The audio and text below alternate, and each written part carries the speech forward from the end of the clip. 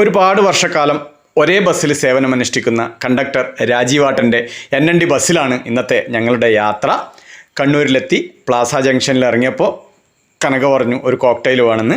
കണ്ണൂരിലെത്തിയാൽ നിങ്ങൾക്ക് യഥേഷ്ടം ലഭിക്കുന്ന ഒരു ജ്യൂസാണ് ഈ കോക്ടെയിൽ, കണ്ണൂർ കോക്ടെയിൽ. അതൊക്കെ കഴിച്ച് ഞങ്ങൾ കണ്ണൂർ റെയിൽവേ സ്റ്റേഷനിലെത്തി. റെയിൽവേ സ്റ്റേഷനിൽ നിന്ന് ഞങ്ങൾക്ക് കോഴിക്കോടേക്കാണ് യാത്ര. കോഴിക്കോട് ട്രെയിൻ ഇറങ്ങി കോഴിക്കോട് റെയിൽവേ സ്റ്റേഷനും പരിസരത്തിലാണ് നിങ്ങൾ കാണുന്നത്. അവിടുന്ന് പുതിയ ബസ് സ്റ്റാൻഡിലേക്കാണ് നമുക്ക് പോകേണ്ടത്. ബസ് കയറി പുതിയ ബസ് സ്റ്റാൻഡ് പരിസരത്ത് ബസ് ഇറങ്ങി ഓവർബ്രിഡ്ജ് കയറി അതിമനോഹരമായ ഓവർബ്രിഡ്ജിൻ്റെ മുകളിലുള്ള കാഴ്ചകളാണ്, കോഴിക്കോടിൻ്റെ കാഴ്ചകളാണ് നിങ്ങൾ കാണുന്നത്. ഇതുപോലൊരെണ്ണം നമ്മുടെ തിരക്കേറിയ പട്ടണങ്ങളിലും അതുപോലെ തന്നെ തിരക്കേറിയ കവലകളിലെല്ലാം വേണമെന്നുള്ളൊരു അഭിപ്രായക്കാരനാണ് ഞാൻ. നിങ്ങൾക്ക് നിങ്ങളുടെ അഭിപ്രായം കമൻ്റായിട്ട് രേഖപ്പെടുത്താവുന്നതാണ്. അത്രക്ക് ഭംഗിയായിട്ടാണ് കോർപ്പറേഷൻ അതവിടെ ചെയ്തു വെച്ചിട്ടുള്ളത്. സൂപ്പർ, അഭിനന്ദനങ്ങൾ. അങ്ങനെ മേൽപ്പാലെല്ലാം കടന്ന് നമ്മൾ കോഴിക്കോട് ബസ് സ്റ്റാൻഡ് പ്രവേശിച്ചു. പിന്നീട് നമുക്ക് പോകേണ്ടത് വർക്ക്ഷോപ്പിലേക്കാണ്. വർക്ക്ഷോപ്പിലെത്തി. ആദ്യത്തെ ദിവസം നമുക്ക് വണ്ടിയൊന്നും കിട്ടിയിട്ടില്ല. പിന്നെ ഒരു 3 ദിവസം കഴിഞ്ഞിട്ടാണ് അവർ വണ്ടി നമുക്ക് തന്നത്. 2 ദിവസം നമുക്ക് കാര്യമായിട്ട് വർക്ക്ഷോപ്പിൽ പോകേണ്ടി വന്നിനി.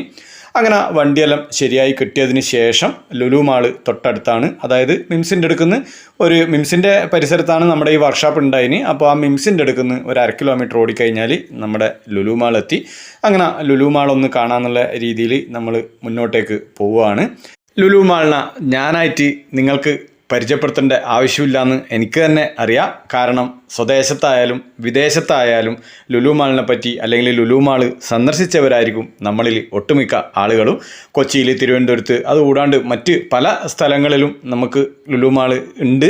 പക്ഷേങ്കിൽ നമുക്കിപ്പം കണ്ണൂരുകാർക്കായാലും കോഴിക്കോടുകാർക്കായാലും മലപ്പുറംകാർക്കെല്ലായാലും ഇപ്പം നമുക്ക് ഏറ്റവും അടുത്തുള്ള ലുലു മാൾ എന്ന് വിചാരിച്ചാൽ കോഴിക്കോടാണ്. അപ്പോൾ ആ ലുലു മാളിൽ ഒരുപാട് ഓഫറുകൾ ഇപ്പം നടക്കുന്നുണ്ട്.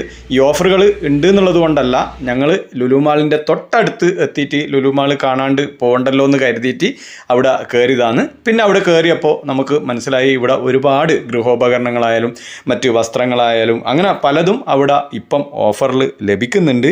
നമ്മളും വീട്ടിലേക്ക് ആവശ്യമുള്ള കുറച്ച് ഗൃഹോപകരണങ്ങളും അതുപോലെ തന്നെ വീട്ടിലേക്ക് ആവശ്യമുള്ള ഓഫറുകളിലൊന്നും പെടാത്ത കുറച്ച് സാധനങ്ങളെല്ലാം മേടിച്ച് ഞങ്ങൾ ലുലു മാളിൽ നിന്ന് പുറത്തിറങ്ങിയ ശേഷം നമ്മൾ നേരെ കോഴിക്കോട് ബീച്ചിലേക്കാണ്. ബീച്ചിനെ പറ്റിയിട്ടും ഞാൻ കൂടുതൽ നിങ്ങൾക്ക് പരിചയപ്പെടുത്തേണ്ട ആവശ്യമില്ല.